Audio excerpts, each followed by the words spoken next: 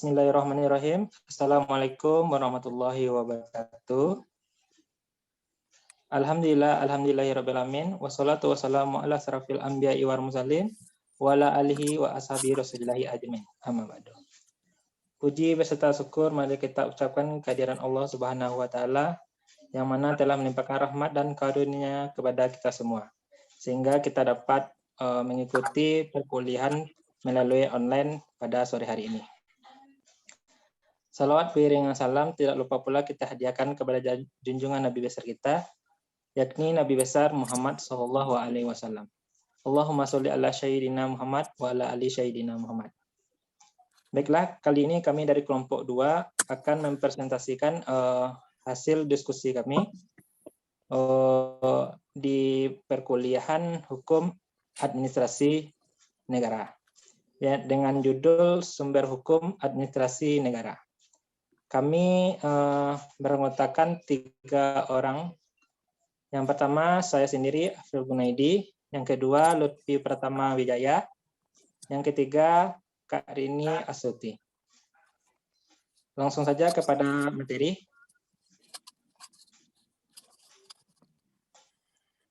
Hukum pada dasarnya menjadi acuan dalam mengatur segala permasalahan yang ada. Adapun hukum ini digunakan tidak saja mengatur menyelesaikan permasalahan semata, tetapi juga menjadi acuan kehidupan dalam masyarakat. Perbuatan hukum dalam hal ini membutuhkan bahan atau dengan kata lain membutuhkan sumber. Hukum yang digunakan dalam menjalankan administrasi negara adalah hukum administrasi negara. Hukum administrasi negara adalah cabang ilmu hukum yang mempelajari tentang hubungan antara negara dengan masyarakat dan komponen lainnya. Dalam arti yang sempit, hukum administrasi negara adalah hukum tata pengurusan rumah tangga negara baik secara intern maupun ekstern. Next. Sumber hukum. Sumber hukum adalah segala sesuatu yang dapat menimbulkan aturan hukum serta tempat ditemukannya aturan hukum. Dalam pandangan Usep Ranuwijaya, sumber hukum memiliki 2 arti, yaitu sumber yang menjadi penyebab adanya hukum. Yang menjadi penyebab adanya hukum adalah keyakinan hukum dari orang-orang yang melakukan peranan yang menentukan tentang apa yang harus menjadi hukum dalam negara. Sumber hukum dalam pengertian bentuk, perumusan kaidah-kaidah hukum yang terdapat di dalam masyarakat, dari mana kita mengetahui apa yang menjadi hukum itu. Menurut Mokhtar Kusuma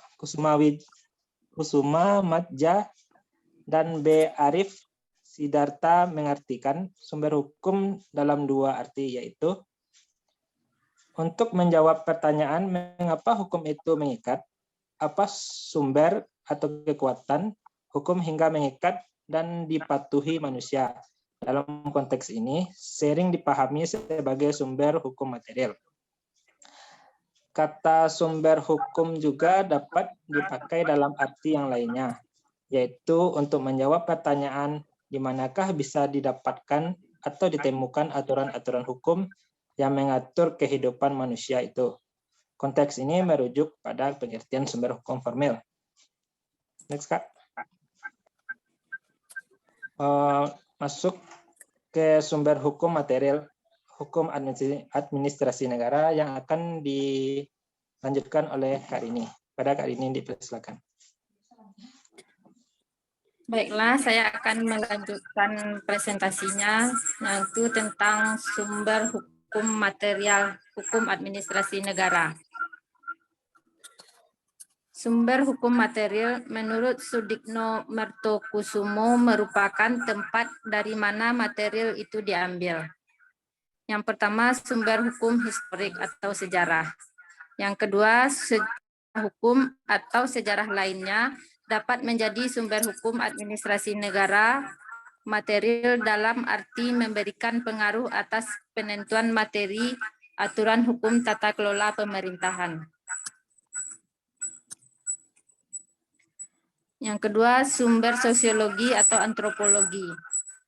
Faktor-faktor dalam masyarakat yang ikut menentukan hukum positif melalui pandangan ekonomis, agraris, dan psikologis.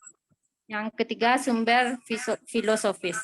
Dari segi filsafat, ada dua masalah yang penting yang dapat menjadi sumber hukum, yaitu satu, ukuran untuk menentukan bahwa sesuatu itu bersifat adil.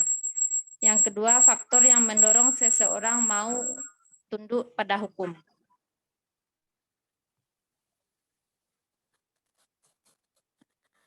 Sumber hukum formil hukum administrasi negara. Sumber hukum formil adalah sumber hukum material yang sudah dibentuk melalui proses-proses tertentu. Sehingga sumber hukum tadi menjadi berlaku dan ditaati berlakunya oleh umum. Terdiri dari satu, peraturan perundang-undangan atau hukum tertulis. Undang-undang adalah peraturan negara yang dibentuk oleh alat perlengkapan negara yang berwenang dan mengikat masyarakat umum. Yang kedua, praktik administrasi negara atau hukum tertulis.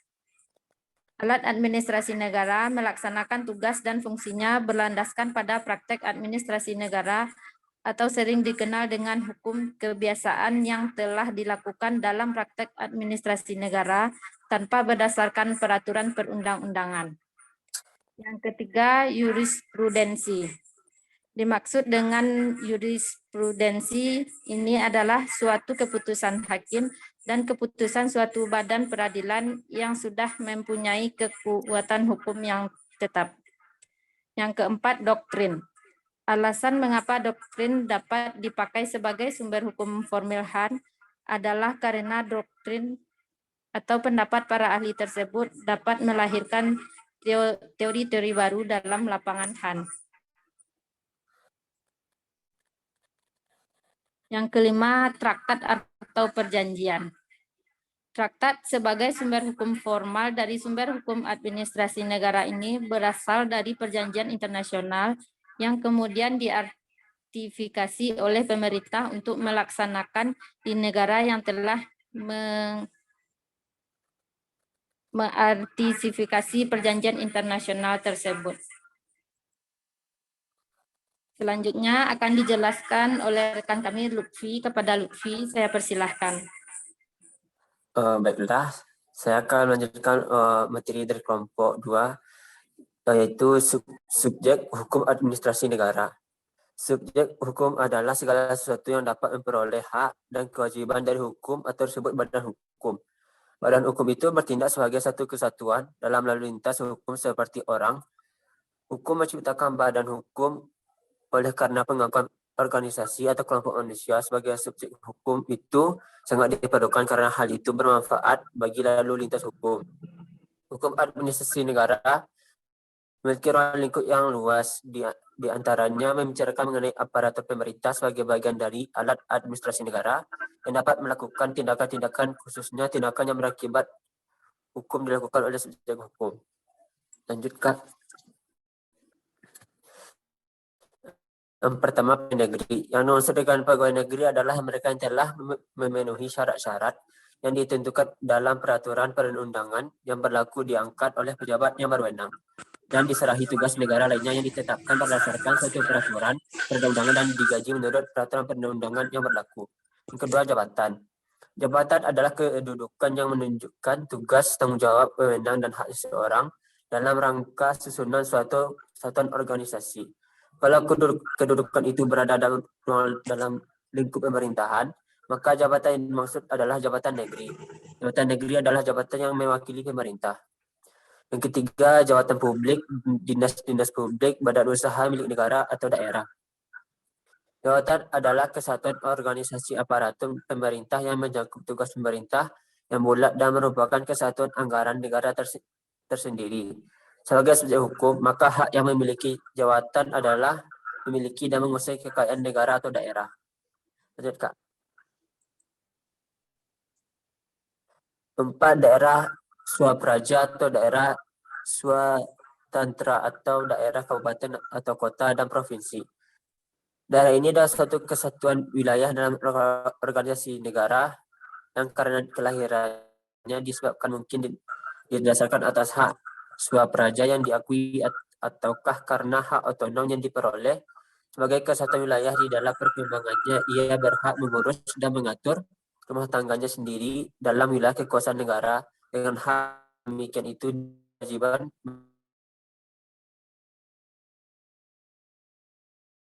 sekumpulan rakyat yang mendiami wilayah tertentu dan diselenggarakan oleh pemerintah berdasarkan kedaulatan yang diperolehnya dan dimilikinya. Sebagai subjek hukum, maka sumber hak dan kewajiban bersumber dari lapangan hukum publik sehingga cakupannya luas dan menyeluruh dalam hal-hal yang menyangkut kepentingan umum. Lanjut. Habis, Kak.